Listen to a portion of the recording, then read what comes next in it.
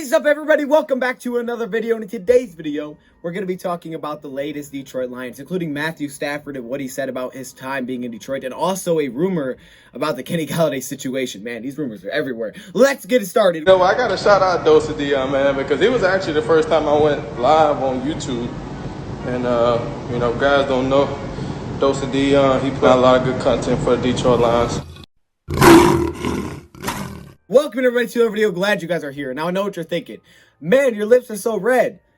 I know. Okay, look. I have this cherry drink. It's not lipstick. I know. Hey, you wear lipstick? No, I'm not wearing lipstick, okay? Actually, it's coral blue numbers. It's just cherry drink, and it's good. So, yeah, my lips are red. And yeah, I really can't get it all. It's so hard to get it all. All right, let's just talk about today's video. So what is up, everybody? Welcome back to another video. Glad you guys are here. And today we're going to be talking about some stuff that we got to hear from Matthew Stafford in his interview with Mitch Albom, which was a very good interview, I'm told. So we have some quotes from that. Also, a little bit of an update, potentially. Not really an update, but a rumor on the Kenny Golladay contract situation. Plus, Michigan basketball won today. Let's get it. I know some of y'all don't want to hear that, but I don't care. 14-1. Let's get it. All right, let's start off with this Kenny Golladay situation. So there's this rumor out there on Twitter saying that the Lions are expected to use the franchise tag on Kenny Golladay. Okay, now we kind of talked about this. I think this was yesterday we talked about this. Maybe it was 2 days ago. But we discussed this, so I don't want to go too into detail on this one. It is just a rumor, so keep that in mind. This does not mean the Lions will do this.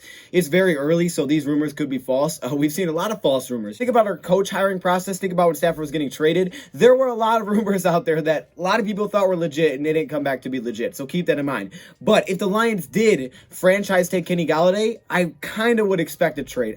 I have a feeling it would be a trade. It would be a tag and trade situation. I really don't see the Lions tagging Golladay to keep him around for one season unless they're going to try to figure out their financial situation for next year and try to bring him back on a long-term deal. That's the only way I could see it happening. I think if they tag him, it'll be looking for a trade, and if they don't get a good offer in return, they'll try to figure out their financial situation and see what they can do in the future, see if they can lock him up long-term.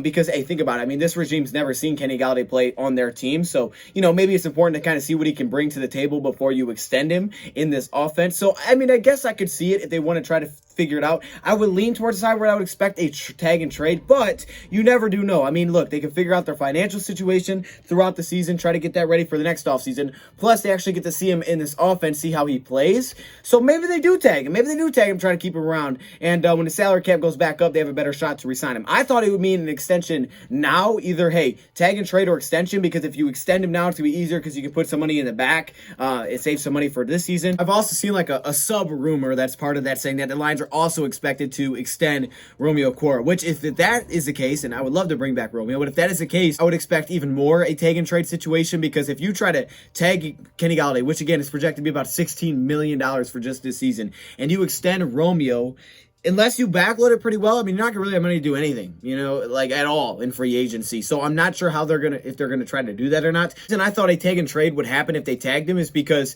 I was like, okay, well, the Lions even told us they're not looking at it, where are we after the season? We're saying, where are we 2 years from now? So why pay a guy $16 million for one season when you're not even looking at, hey, where are we going to be after the season? Because you're not going all in to win now. They've pretty much told us flat out they're not going all in to win now. It's something that they got to take their time with, because, they could be good next season, but they want to find that consistency, basically. So they're not going all in this offseason. But with that in mind, again, if they want to see Golladay for a season, give him a chance to see what he can do, because think about it. You got a new offense coordinator. I mean, everything's new. New quarterback, new system. I mean, everything is new. So how well and how impactful will Golladay be on this offense? If you see him for a year and you look at it, you're like, okay, well, he was good, but he ain't worth $20 million a year. The next offseason, you say, okay, someone else is going to go sign him. But maybe you find out that he is such an impactful player in this offense, you have to bring him back. And then at least then you didn't just miss out on the opportunity. So I guess I could see why they would tag him in those regards. If they get a great trade offer when they tag him, then maybe they'll take the trade and just be like, okay, we got a great offer. And if they don't, they could hold on to him. But again, it is a lot of money, because if Romeo's expected 3 years, $30 million, somewhere around that range, which is about 10 a year, and you had Golladay on 16, that's $26 million.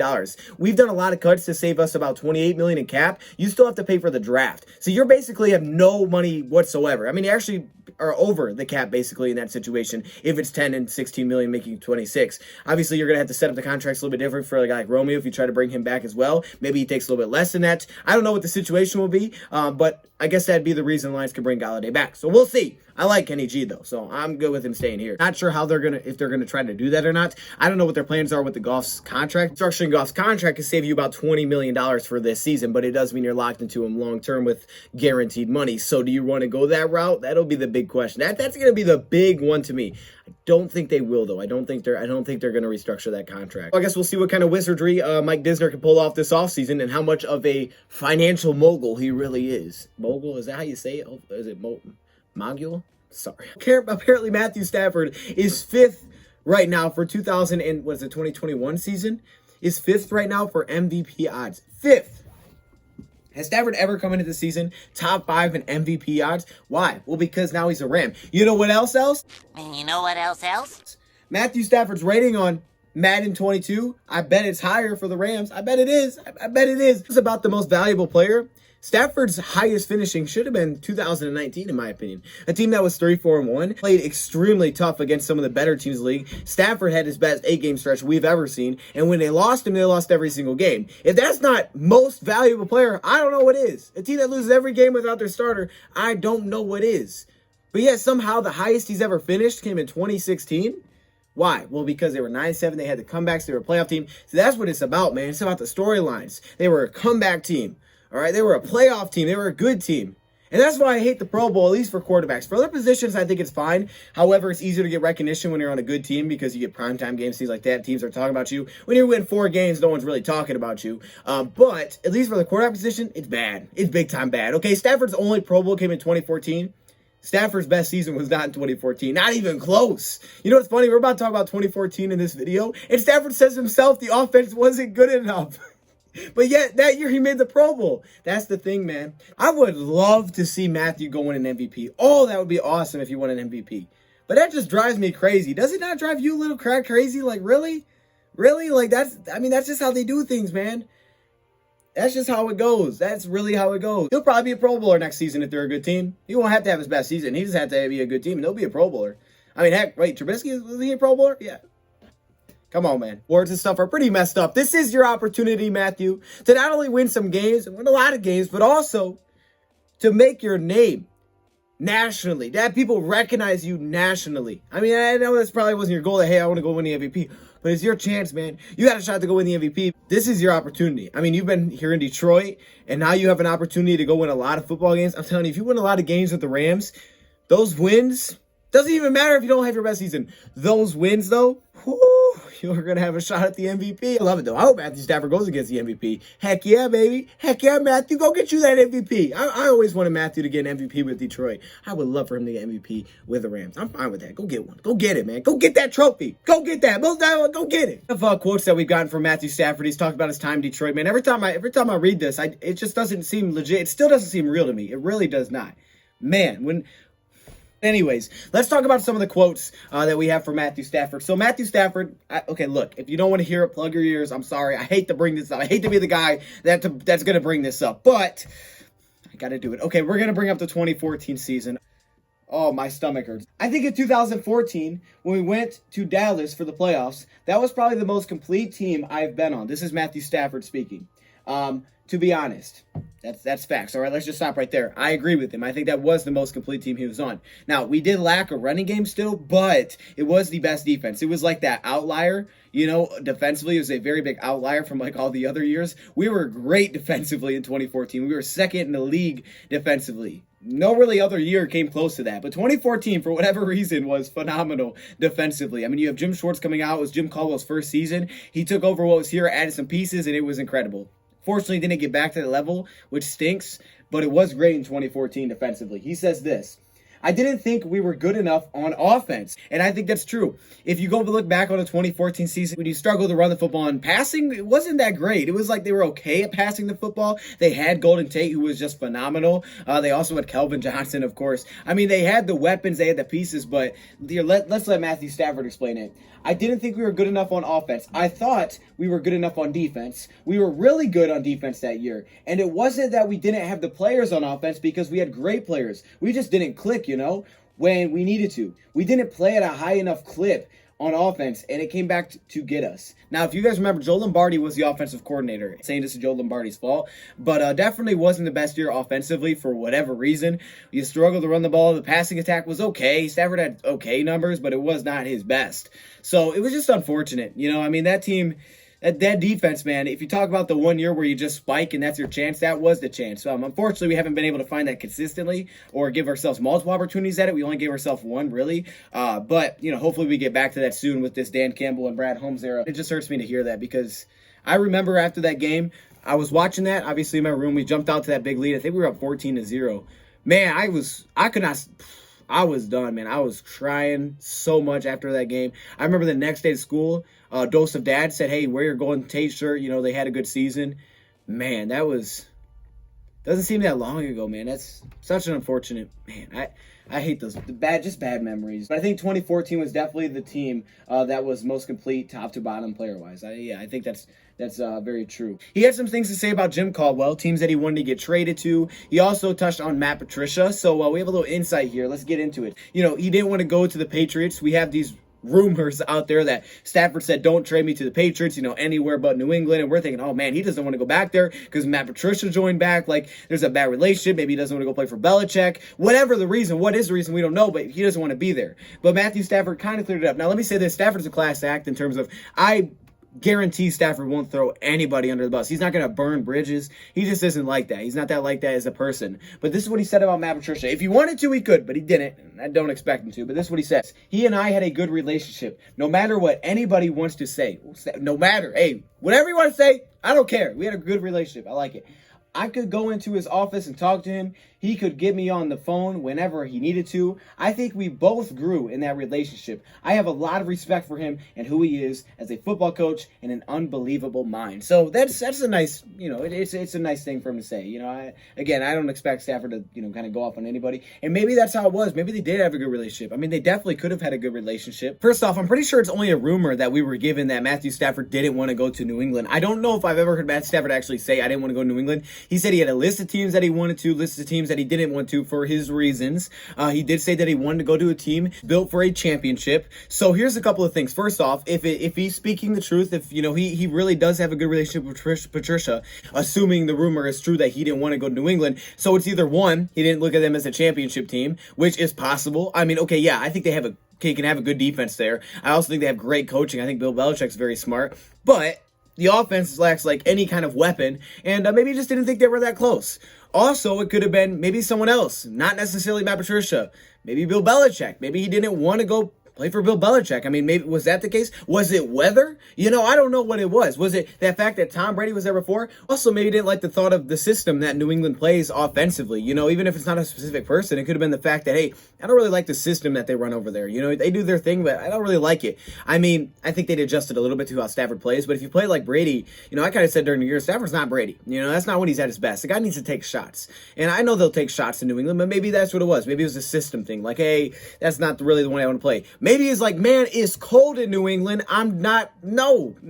I played indoors in Detroit and I played at Georgia. I'm not going to New England. Maybe he's just like, man, I'm not trying to go the cold. Maybe he wanted his kids to, grow up in LA. Whatever the reason is. The thing is, it may have not been Matt Patricia. Whatever it could have been, maybe it had nothing to do with Patricia. And I don't know. But just going based off what Stafford said, I don't know if he really wanted to go there or not. I'm pretty sure the rumor told us, assuming the rumor is true, that he didn't want to go to New England. So it could have been simple the fact that he didn't look at them as a championship contender. He's like, dang, man, there are like literally no receivers here. Why would I go there? Hey, I can't blame you. There are no receivers there. You're an upgrade from Cam Newton, but there are like no playmakers on this entire offense. What's accurate is, and this is an incredible thing by the Detroit Lions, I asked to go to a team that was ready to win a championship. And there were a few teams on the list. There were a few teams that were not on that list. And they were respectful of that and they understood completely. I had thoughts and reasons for each of them. I'm glad she did him the right way, and didn't kind of do him dirty and just be like, oh yeah, we're going to trade you here. You got nothing to do about it. Like, she was respectful because of, what he's done for this team for so long. To be respectful enough to say, okay, hey, yeah, and Brad Holmes, and honestly give good credit to the front office because they made the trade happen. But Rams were a team that, I wanted to go to, but I was just like, yeah, it's not going to work out. I think this was actually when it was that Matthew Stafford show they had on the news for a little bit, and he's like, man, how are they going to trade with the Rams? And they made it happen. So, for the organization, I give them credit. I hate the relationship ended, but I do give them credit for doing him right, not just kind of throwing him somewhere. He says ready to win a championship. So he believes they're ready to win a championship.